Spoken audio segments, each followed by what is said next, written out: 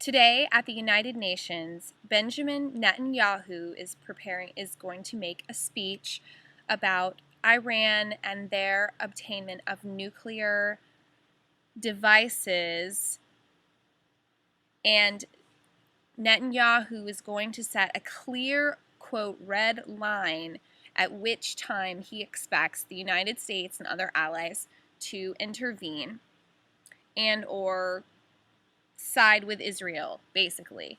Now, I don't want to even get into this and all of the politics that go behind Israel and Palestine and Iran, and I just want to stick to the facts here, and I want to draw it back into this whole nuclear plant issue with Fukushima and obtaining nuclear things and using it as a way to power the earth and all of that.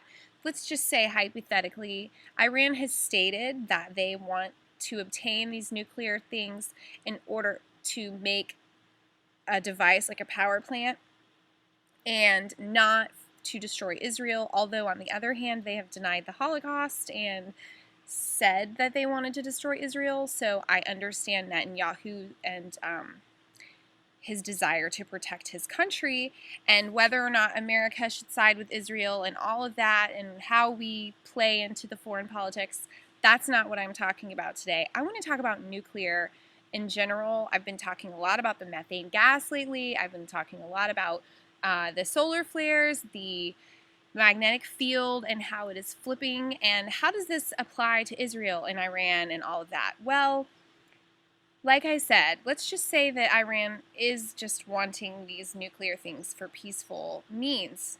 I still have a problem with that. I, of course, have a problem with the United States having nuclear weapons in Israel. I would love it if no one had nuclear weapons and we didn't even have nuclear power plants. And I talked about fusion as opposed to fission as an alternative using helium-3 in my video day before yesterday. And today, I want to take that a step further. One of my YouTube viewers, this Linky Master, actually made a really good point about the coral castle and the use of subtle energies. You can learn a lot about this if you go and research the coral castle on Google. The man that supposedly created this castle was lifting very, very heavy objects, and he was utilizing an energy that supposedly had to do with the same energy that was used to create the pyramids. So this gets into Egyptian mythology and everything else. Now, what does this have to do with Iran and nuclear things? Well, I do believe that there is an easier way for us to serve our energy needs. And helium-3, I was talking about it. Yes, it could be a great profit-making thing, so it might be something that our government might actually allow to happen, whereas free energy, there's definitely an agenda to suppress that. So let's think about that. And as far as these nuclear things, you know, I would like no one to have nuclear weapons. I don't even want to talk about Iran. I have been putting this video off, but it's so important that I have to talk about it. And in putting it off, I found myself researching free energy and perpetual motion machines, and my husband and I have gotten some things together, and we are going to attempt to build our own perpetual motion machine tomorrow, Friday, on the next video, to demonstrate that it shouldn't be that difficult. We shouldn't need nuclear plants. With the whole Fukushima thing, I think we should definitely revisit that. So stopping Iran, even on that basis, I think is reasonable. Phasing out our own nuclear plants, I think is definitely could prevent mass destruction of the Earth. If given, you know, a major solar flare or given a large earthquake or a comet, how are these nuclear plants going to react? Let's get real, folks, okay? Radiation is a scary thing, and there's plenty of it already coming from the sun. So let's utilize the energy that's already here.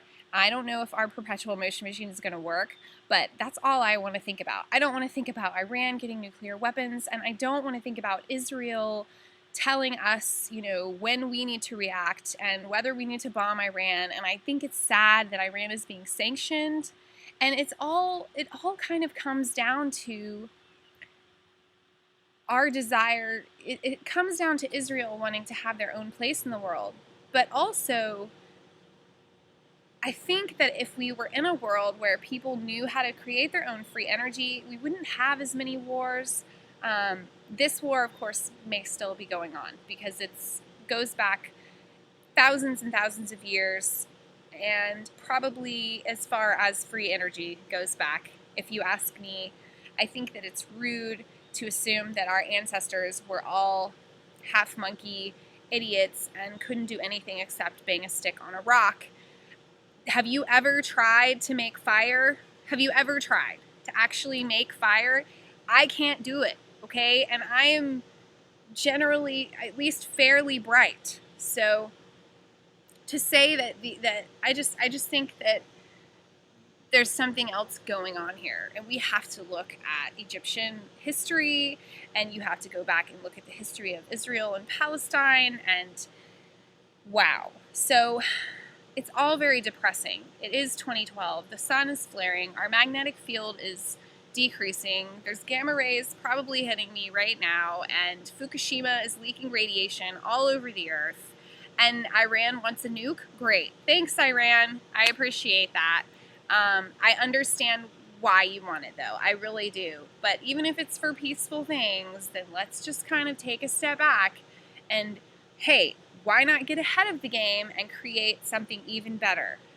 And the problem is, I don't think it's going to happen.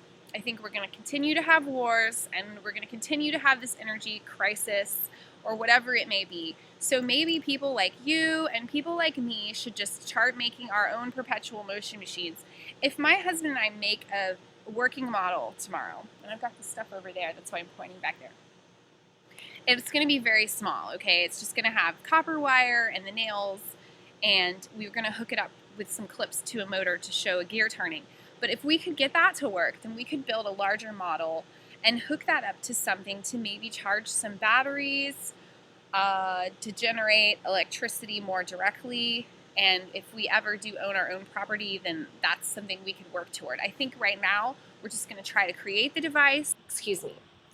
Recreate the device. There have been a number of people that have made perpetual motion devices. And even if the device does require a little bit of input of energy, it's going to always require that first little bump of energy to get it going. But the idea is that it will perpetually move. You can't really remove all friction, though, so I want you to understand that this is not a perfect system. So even if we get it working, the thing that's turning is still touching something. There's going to be friction involved. Eventually it will stop. And that does not mean that perpetual motion is not possible. And what I think that we need to focus on is nothing is black or white. There's always shades of gray. So just back to Iran and Israel and the United States and this nuclear thing, there are many shades of gray there, and it scares me. So I don't even want to talk about it. So I'm talking about perpetual motion. I'm over here in la la physics land making experiments.